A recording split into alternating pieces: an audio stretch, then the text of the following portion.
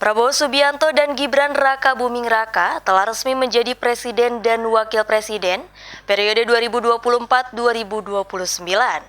Menanggapi hal itu, Ketua Umum Partai Kebangkitan Bangsa Muhaimin Iskandar berpesan untuk menjaga APBN jangan sampai bocor.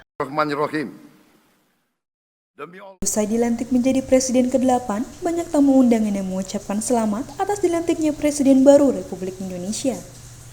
Ketua Umum Partai Kebangkitan Bangsa Muhaimin Iskandar turut memberikan ucapan kepada mantan rival saat kontestasi Pilpres 2024 lalu. Caimin pun memberikan pesan kepada Prabowo untuk selalu dapat menjaga anggaran pendapatan dan belanja negara. Caimin pun memberikan pesan kepada Prabowo untuk selalu dapat menjaga anggaran pendapatan dan belanja negara, jangan sampai mengalami kebocoran. Ya.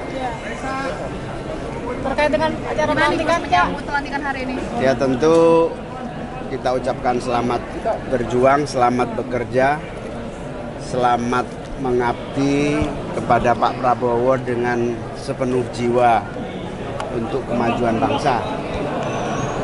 Dan kita berharap pemerintah ke depan harus sukses.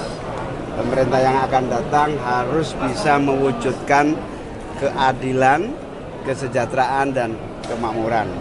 Masih banyak pekerjaan rumah yang harus dituntaskan.